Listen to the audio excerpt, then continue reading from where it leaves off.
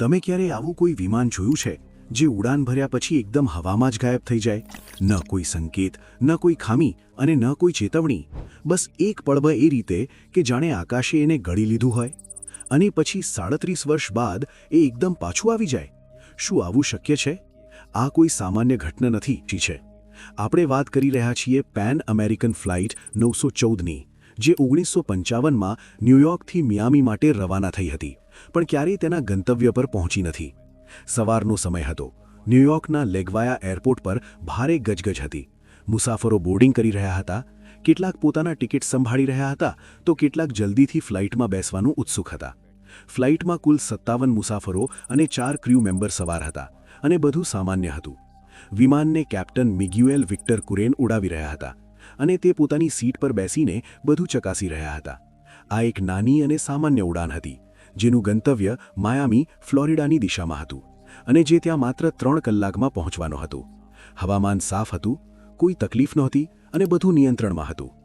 ઠીક 9:05 પર ફ્લાઇટ ઉડી, અને થોડા જ મિનિટોમાં ન્યૂયોર્કની ઊંચી ઇમારતો નજરે પડી. પાછળ છોડતા એટલાન્ટિક મહાસાગર ઉપર પહોંચીને મુસાફરોના ચહેરા પર શાંતિ હતી. કેટલાક ખીડીમાંથી બહાર ઝાંકી રહ્યા હતા, કેટલાક અખબાર વાંચી રહ્યા હતા, અને કેટલાક મિયામી પહોંચવાની ખુશીમાં વાતો કરી રહ્યા હતા. પરંતુ કોઈને ખબર ન હતી કે આવતા થોડા મિનિટોમાં તેમની જિંદગી હંમેશા માટે બદલાઈ જશે. સવારે 10:11 ન્યૂયોર્ક એર ટ્રાફિક કંટ્રોલે ફ્લાઇટ 914ને ટ્રેક કરી અને રિપોર્ટ આપી કે વિમાન સંપૂર્ણ રીતે સાચા રસ્તે છે. બધું સામાન્ય હતું, પરંતુ 10:15 વાગે અચાનક કંઈક અજાણી ઘટના બની. રડાર સ્ક્રીન પર એક ઝટકો લાગ્યો, અને ફ્લાઇટ 914 અચાનક ગુમ થઈ ગઈ. પલક ઝપકતા જ વિમાનનો કોઈ નિશાનો નહીં રહ્યો. એર ટ્રાફિક કંટ્રોલના અધિકારીઓ હેરાન રહી ગયા. તેઓએ તરત વિમાન સાથે સંપર્ક કરવાનો પ્રયાસ કર્યો. ફ્લાઇટ 914, શું તમે અમને સાંભળી શકો છો? પણ કોઈ જવાબ ન આવ્યો. ફ્લાઇટ 914, કૃપા કરીને જવાબ આપો.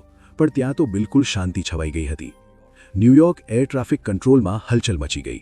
અધિકારીઓને લાગ્યું કદાચ ટેકનિકલ ત્રુટિ આવી હશે, પણ જ્યારે તેમણે બાકી બધા ફ્લાઇટ્સને ટ્રેક કર્યું તો બધા સામાન્ય રહ્યા. માત્ર ફ્લાઇટ 914 તો હવામાં ગૂંથાઈ ગઈ હતી. મિયામી એર ટ્રાફિક કંટ્રોલને તરત માહિતી આપવામાં આવી, અને તેમણે જણાવાયું કે ફ્લાઇટ 914 અચાનક રડાર પરથી ગાયબ થઈ ગઈ છે.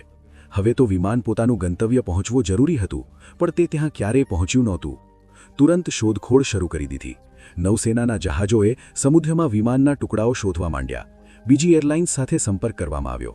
પાયલટ્સને પૂછ્યું કે શું તેમણે આકાશમાં કંઈ અજાણ્યું જોયું છે, પણ ક્યાંયથી કોઈ સંકેત મળ્યો નહીં. 24 કલાક પછી જ્યારે કોઈ પિસ્તાસ ન મળી, ત્યારે પેન અમેરિકન એરલાઇન્સે એક નિવેદન બહાર પાડ્યું કે ફ્લાઇટ 914, જેમાં 61 લોકો સવાર હતા, રહસ્યમય રીતે ગાયબ થઈ ગઈ છે. અમે દરેક શક્ય જગ્યા શોધી, પણ કોઈ દબાણ ન હતું. મને ખૂબ દુઃખ થાય છે કે તેને અકસ્માત માનવામાં આવેલ છે, પણ શું એ ખરેખર અકસ્માત થયો હતો કે આ વિમાન અલગ સમય અને જગ્યાએ ફસાઈ ગયું હતું? એ જ પ્રશ્ન બધાના મનમાં હતો, પણ કોઈ પાસે જવાબ નહોતો. પછી 37 વર્ષ પછી 1992માં એક ચોંકાવનારી રહસ્ય સામે આવી, જેણે દુનિયાને હચાવી દેવું હતું. 1955માં ગુમ થયેલી ફ્લાઇટ 914 હવે એક ભૂલી ગઈ વાર્તા બની ગઈ હતી. તેને એક દુઃખદ અકસ્માત માનવામાં આવ્યો હતો. મુસાફરો મૃત જાહેર કરવામાં આવ્યા હતા, અને હવે કોઈ તેને લઈને વાત ન કરતું. પણ 37 વર્ષ પછી એવી ઘટના બની જે સમગ્ર દુનિયાને હેરાન કરી દીધી. 21 સપ્ટેમ્બર 1992ના રોજ વેનેઝુએલાના કારાકાસ એરપોર્ટ પર એવું થયું કે ત્યાં હાજર બધા લોકો ચકિત રહી ગયા. કારાકાસ એરપોર્ટનો એર ટ્રાફિક કંટ્રોલ ટાવર હંમેશાની જેમ વ્યસ્ત હતો. દરેક ફ્લાઇટ પર નજર રાખવામાં આવી રહી હતી, અને બધું સામાન્ય હતું. એ વખતે રડાર સ્ક્રીન પર અચાનક એક અજાણ્યું વિમાન દેખાઈ ગયું.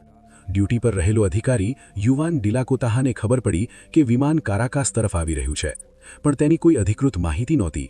તેણે તરત પોતાના સાથીઓને બોલાવ્યા અને પૂછ્યું, આ કઈ વિમાન છે? તેની કોઈ ફ્લાઇટ ડિટેલ નથી. જાંચ પડતાલ શરૂ થઈ, અને જેમ જેમ વિમાનનો મોડલ સામે આવ્યો, તેટલાય લોકોના ચહેરા પર આશ્ચર્ય અને ડર બંને દેખાઈ રહ્યા હતા. આ કોઈ આધુનિક જેટ નથી, પણ 1950ના દાયકાનું ડગલસ DC-4 વિમાન છે. એર ટ્રાફિક કંટ્રોલમાં હલચલ મચી ગઈ. કંટ્રોલ ટાવરથી તરત વિમાન સાથે સંપર્ક કર્યો. અજાણ્યું વિમાન, કૃપા કરીને પોતાની ઓળખ આપો. થોડા સેકન્ડ સુધી કોઈ જવાબ ન આવ્યો. કંટ્રોલ ટાવરમાં બધા લોકો તણાવમાં હતા. ત્યારે રેડિયો પર એક તૂટી અવાજ આવી. આ છે પેન અમેરિકન ફ્લાઇટ 914, ન્યૂયોર્કથી મિયામી માટે ઉડાન ભરું છું. અમે ક્યાં છીએ? આ સાંભળતા જ યુવાન ડિલાકોતા અને બાકીના અધિકારીઓ તો ચકિત થઈ ગયા. પેન M914, પણ એ તો 1955માં ગુમ થઈ ગયેલું હતું. આ કેવી રીતે શક્ય? કંટ્રોલ ટાવરે તરત વિમાનને લેન્ડિંગની મંજૂરી આપી, રનવે ખાલી કરાયો અને દરેકની નજર આકાશ પર હતી. થોડી જ મિનિટોમાં તે વિમાન દેખાઈ આવ્યું. જૂના ડિઝાઇનવાળું 1950ના દાયકાનું પેઇન્ટિંગ અને લોકો સાથે બિલકુલ તે જ જે તે 37 વર્ષ પહેલાં હતું. વિમાન ધીરે ધીરે ઉતર્યું અને જેમ જેમ તેના ટાયર રનવે પર લાગ્યા, એરપોર્ટ સ્ટાફ હેરાન રહી ગયો. તેના એન્જિન જૂના જમાનાવાળા હતા, વિન્ડોઝ અને દરવાજા પણ 1955ના જમાના જેવા લાગતા હતા. બધું એમ લાગતું હતું કે સમયમાં અટકી ગયું હોય. થઈ ગયું હતું, પણ તેથી પણ વધુ આશ્ચર્યજનક દ્રશ્ય વિમાનની અંદર હતું. જ્યારે એરપોર્ટ સ્ટાફે વિન્ડોમાંથી અંદર ઝાંકી મારી તો તેમણે જોયું કે મુસાફરો ડરેલા હતા. કોઈના ચહેરા પર ચિંતા હતી, કોઈ સમજતો નથી કે શું થઈ રહ્યું છે. કેટલાક લોકો ગભરાઈને એકબીજાને પ્રશ્નો કરતા હતા, જેમ કે તેમને હજુ પણ 1955માં જ રહેવું હોય. અધિકારીઓએ વિમાનના કેપ્ટન મિગ્યુએલ વિક્ટર કુરેનને દરવાજો ખોલવા કહ્યું, પણ જેમ જ કેપ્ટનમાં બહાર ઝાંકી મારી તેમના હોશ ઉડી ગયા. તેમણે જોયું કે રનવે પણ આધુનિક વાહનો ઊભા છે. એરપોર્ટનો લુક સંપૂર્ણ બદલાઈ ગયો છે. તે ગભરાઈ ગયા અને જોરથી ચીચિયાડ્યા, આ ગલત છે, આપણે અહીં હોવું નહીં જોઈએ. કેપ્ટન ઝડપથી પોતાની સીટમાંથી ઊભા થયા. તેમના હાથ કંપી રહ્યા હતા. એ સમયે તેમના હાથમાંથી કંઈક પડી ગયું. એરપોર્ટ સ્ટાફે ધ્યાનથી જોયું, તે 1955નું એક જૂનું કેલેન્ડર હતું. બધાના વાળ ઊભા થઈ ગયા. 37 વર્ષ વીતી ગયા હતા, પણ કેપ્ટન પાસે હજુ પણ 1955નું કેલેન્ડર હતું. આ કેવી રીતે શક્ય હતું? કેલેન્ડર પર તારીખ હતી 2 જુલાઈ 1955, એટલે કે તે જ દિવસ જ્યારે તે ફ્લાઇટ ગુમ થઈ ગઈ હતી. એવું લાગી રહ્યું હતું કે આ લોકો માટે સમય ક્યારે આગળ વધ્યો નથી. અધિકારીઓએ કેપ્ટનને શાંત કરવાની કોશિશ કરી, પણ તે ખૂબ ડરેલો અને ગભરાયેલો હતો. તેમણે પોતાની ક્રૂને કહ્યું કે આપણે અહીંથી તરત જ નીકળવું પડશે. કોઈને કંઈ સમજી નથી આવતું હતું. ત્યારે કપ્તાને અચાનક એન્જિન ચાલુ કરી દીધું. પછી એવું થયું જે ક્યારેય ભૂલાય નહીં. એરપોર્ટ સ્ટાફે વિમાનને રોકવાનો પ્રયાસ કર્યો, પણ કપ્તાને કોઈની નથી સાંભળી. વિમાન ઝડપથી રનવે પર દોડી ગયું અને થોડી જ સેકન્ડમાં આકાશમાં ઉડી ગયું. કંટ્રોલ ટાવરના અધિકારીઓ રડારમાં તેને ટ્રેક કરવાનો પ્રયાસ કરતા રહ્યા, પરંતુ થોડી જ સેકન્ડમાં વિમાન ફરીથી ગાયબ થઈ ગયું. હવે તે ફરી ક્યાં ગયો? શું આ સમયની કોઈ ત્રાસ છે? શું આ વિમાન કોઈ? અને આ ઘટના કદાચ કોઈ સાયન્સ ફિક્શન ફિલ્મ જેવી લાગે છે, પણ કેટલાક લોકો માને છે કે આ સંપૂર્ણ રીતે સાચી ઘટના છે, જ્યારે કેટલાક તેને માત્ર કાલ્પનિક કહાણી માને છે.